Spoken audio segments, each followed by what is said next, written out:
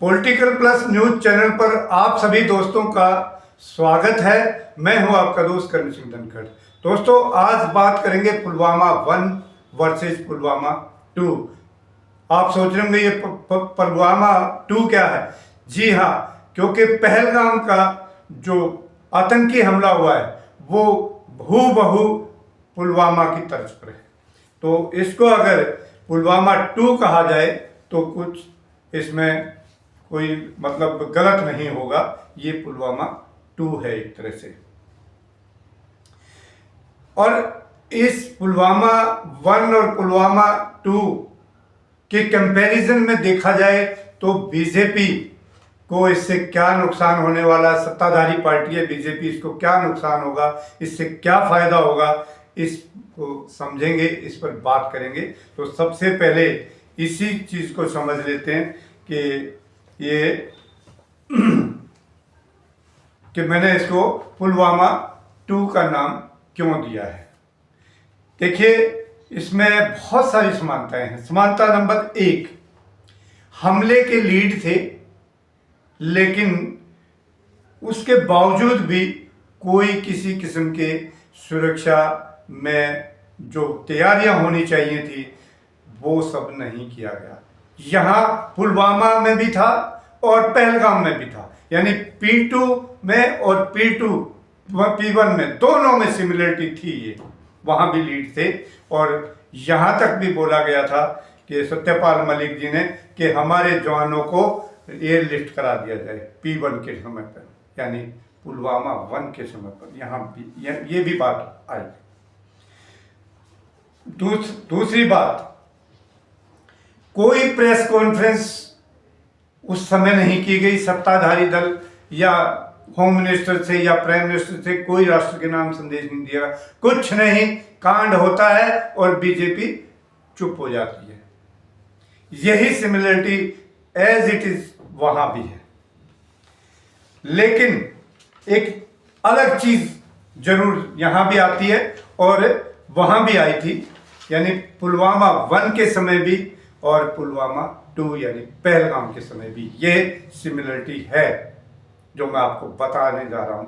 वैसे तो बीजेपी चुप मार जाएगी, इस मामले पर नहीं बोलेगी, लेकिन यहां पर क्या है, एकदम से सारे के सारे नेता हिंदू मुस्लिम में जुट जाते हैं और सबसे पहला काम जो प्रधानमंत्री जी करते हैं वो ये करते हैं कि वो तुरंत जब भी इस तरह का कोई बड़ा काम जैसे पुलवामा 1 हुआ या पुलवामा 2 यानी पहलगाम हुआ, तब चुनाव प्रचार में तुरंत लग गए। इनको कांड के ऊपर वोट मांगनी होती है। ये सिमिलरिटी है यहां भी।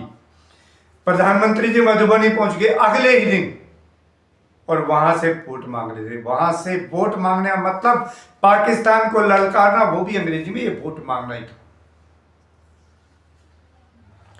और दूसरे नेताओं की बात करें, नीतीश राणे महाराष्ट्र से क्या करें कि दुकानों से पूछ के तुम हिंदू हो या मुस्लिम हो तब सामान खरीदना है।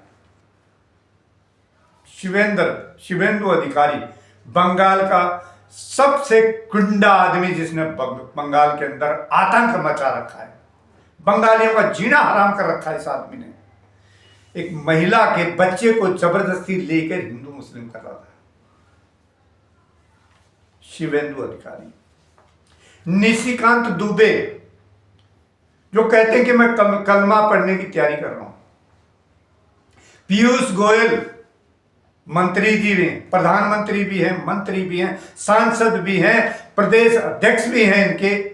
ये सारे के सारे नेता, पीयूष गोयल क्या कहते हैं, 140 करोड़ लोग जब तक राष्ट्रवादी नहीं बनेंगे तब तक ये समस्या ऐसी चलेगी। पीयूष गोयल, तेरे बाप दादा या तुम, मैं आप कड़वी भाषा बोलूंगा अभी, कितने लोग फौज में भाई, कितनों ने लड़ाई लड़ी है, ये बच्चे मरे हमारे और राष्ट्रभक्त बनो तुम। क्या कहना चाहते हो तुम? हम राष्ट्रभक्त नहीं हैं। हम बीजेपी का विरोध करते हैं, खुला विरोध करते हैं। क्या हम राष्ट्रभक्त नहीं? तुम हमें क्या कह रहे हो? हम देश विरोधी हैं। जो आदमी बीजेपी को वोट नहीं देगा या सपोर्ट नहीं करेगा वो देश का विरोधी है। शर्म आनी चाहिए मंत्रियों के इस तरह की बात करते हो। घटिया आदमी। इस आदमी को मंत्री पद पर रहने का 1 मिनट का भी हक नहीं है। इसको तुरंत इसका इस्तीफा होना चाहिए। 140 करोड़, क्या यही कहना चाहते हो ना कि बीजेपी के साथ लग जाओ? 140 करोड़ वही राष्ट्रवाद है। अब पुलवामा के बाद पहलगाम में इनको कितना फायदा मिलेगा बीजेपी को, क्योंकि हिंदू मुस्लिम यहां हुआ नहीं।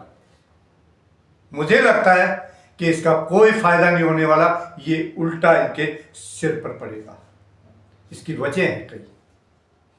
सबसे पहली वजह, तुरंत कश्मीरी लोग बाहर निकले।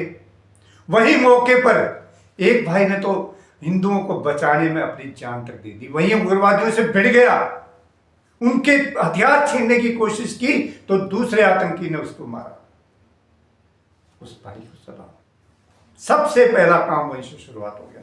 उसके बाद पूरे कश्मीर में इस तरह से लड़कियां, महिलाएं, बच्चे और सब निकल आए और सब एक ही जुबान थी उनकी कि हम राष्ट्रवादी हैं, ये देश हमारा है और हिंदू मुस्लिम भाई भाई। मात खा गई बीजेपी। दूसरा कारण, इन्होंने टीआरएफ द रेजिडेंट फ्रंट, ये उसका लश्कर तोयबा का बच्चा है, इन्होंने उसका नाम लिया कि टीआरएफ ने जिम्मेवारी ली है इस हमले की। लेकिन टीआरएफ 26 अप्रैल को बाहर आके टीआरएफ जो कहती है, आप सबके भी कान खड़े हो जाएंगे। आप जो है मतलब एक सोच में पड़ जाएंगे कि ये हो क्या रहा है। टीआरएफ ने का कहना है कि हमने ये जघन्य कांड नहीं किया है। भारतीय एजेंसियों द्वारा उनके डिजिटल प्लेटफॉर्म पर घुसपैठ करके हमारे ऊपर ये दोष मढ़ा है। ये 26 अप्रैल को टीआरएफ का बयान है, ये उन्होंने जिम्मेवारी लेने से बिल्कुल मना कर दिया। उनका कहना है कि हम कश्मीरियों की लड़ाई लड़ते हैं, बेकसूरों की हत्या नहीं करते। अब क्या करेगा अमित शाह? उन्होंने तो ये इशारा कर दिया बाकायदा कि हमें बख्श दो, इस काम के लिए किसी और को ढूंढ लो। क्या ये शाह लेके आएगा, कोई और उग्रवादी संगठन को पकड़ के लाएगा? क्या ये सब ऐसा कुछ करेगा? और एक चीज मुझे चेन नजर आती है पूरी, ये मेरे अपनी निजी राय है। पाकिस्तान के जो फौजी अफसर है वो ये कहता है कि द्विराष्ट्र सिद्धांत पर जो है हम ये पाकिस्तान और हिंदुस्तान बने थे, और सावरकर भी यही कहता है, और बीजेपी भी आज इसी सिद्धांत पर चल पड़ी है लगभग कि हिंदू राष्ट्र होना चाहिए। बाकी के यहाँ पे जो भी है हमारे जैसे बुद्धिस्ट हैं या कोई जाट हैं, सिख हैं, मतलब वो कोई नहीं होना चाहिए, हिंदू राष्ट्र से होना चाहिए। इसका मतलब इनकी तैयारी है 1-2 राष्ट्र, जैसे वो कह भी रहा है कि गृह युद्ध सुप्रीम कोर्ट करा रहा है, यानी गृह युद्ध तो चल ही रहा है देश में, करा रहे हैं। यानी इनका जो मकसद है कि मैं जो कह रहा था, पाकिस्तान वाला भी यही भाषा बोल रहा है और हिंदुस्तान के इनके बाप दादा और ये संगी आज वही भाषा बोल रहे। बीच में एक आतंकी आए, अब वो आतंकी पाकिस्तान के उस फौजी अफसर ने भेजे हैं या इसी विचारधारा के दूसरे लोगों ने भेजे हैं। यहां पर बीच में एक आतंकी आए और उन्होंने वही भाषा बोली जो पाकिस्तान का फौजी, सबसे बड़ा फौजी अफसर बोल रहा है और भारतीय जनता पार्टी देश में बोल रही है। वही भाषा से मुझे लगता है कि ये सोची समझी साजिश है, जिसके तहत उस आतंकियों ने ये भाषा बोली कि पूछा कि हिंदू हो या मुस्लिम हो। ये स्पष्ट रूप से साजिश है। अदरवाइज थोड़ा सा तो दिमाग लगाइए, जो आतंकी हमला करने आएगा उसको ये डर भी होता है कि इतनी सारी पब्लिक अगर चारों तरफ से घेर लेगी क्या होगा, लेकिन नहीं, उनको शायद पुख्ता इंतजाम करके दिए थे कि वहां पर कोई सुरक्षा कर्मी नहीं आएगा, कोई आपको फौजी नहीं आएगा, आपको 1 घंटा रुकना है 1 घंटा रुकिए, 1.5 रुकना है 1.5 रुकिए, और एक एक के इंटरव्यू करिए और फिर मारिए। ये जो पैटर्न सामने आया है ये आतंकवादी दुर्घटना नहीं है, ये देश के प्रति साजिश है, बिल्कुल साजिश है। और ये चेन पूरी पाकिस्तान से मिलती है। मुझे तो पाकिस्तान का वो फौजी अफसर हो या आतंकी, सब बीजेपी के कार्यकर्ता नजर आते हैं, क्योंकि भाषा सबकी एक ही है। जरा सोचिएगा दिमाग से, ये हो क्या रहा है इस देश में?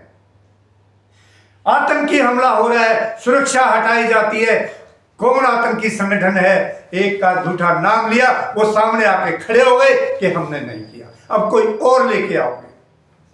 पुलवामा 1 में क्या हुआ था आपको याद है?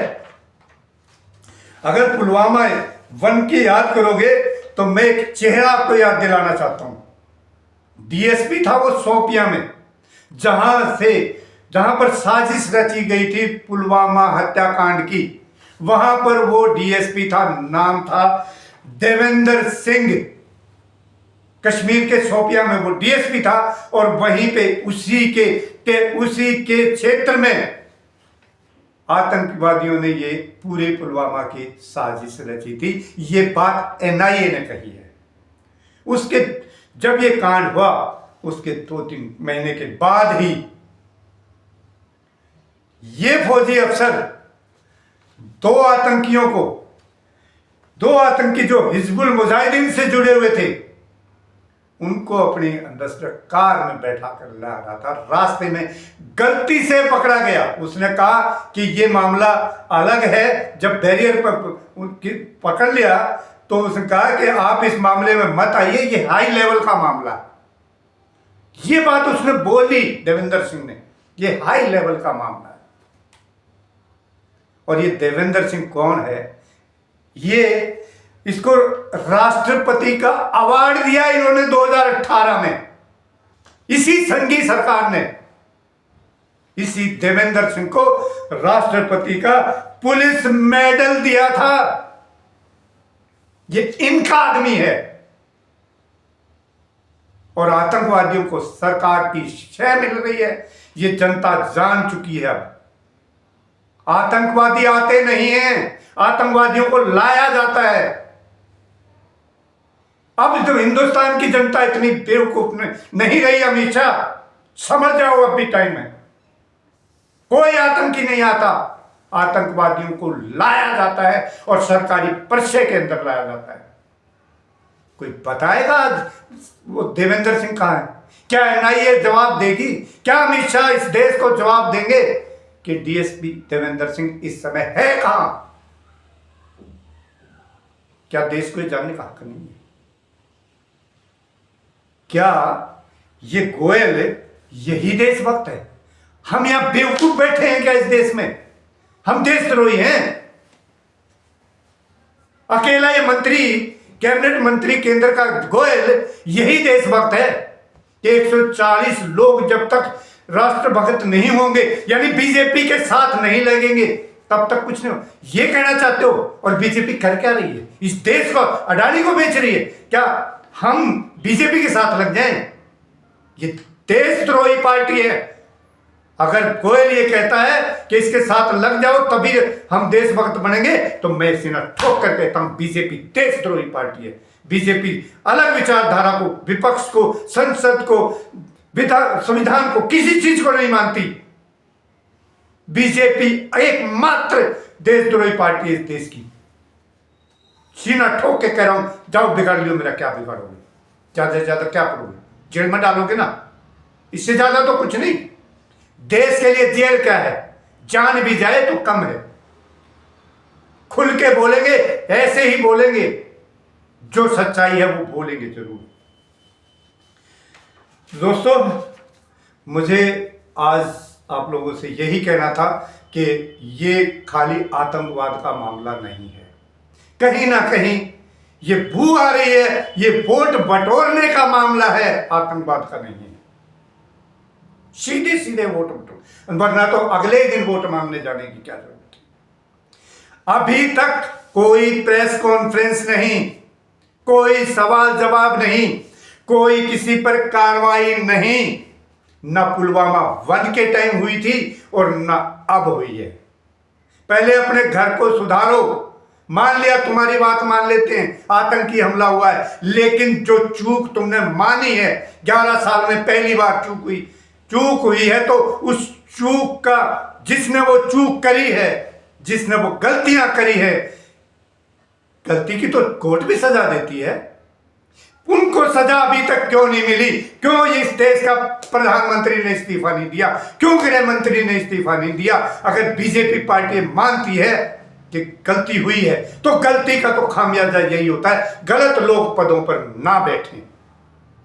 गलती का अगर भरपाई करनी है तो उसका सीधा सा फार्मूला है, गलत लोग पदों पर ना बैठें, वो अपने पद तुरंत छोड़ दें। मैं प्रधानमंत्री नरेंद्र मोदी, गृह मंत्री अमित शाह और रक्षा मंत्री राजनाथ सिंह, सबका इस्तीफा मांगता हूं। उनके इस्तीफे तुरंत हो जाने चाहिए, और साथ में जम्मू कश्मीर का एलजी मनोज सिन्हा, कोई हक नहीं है 1 मिनट भी अपने पद पर रहने का।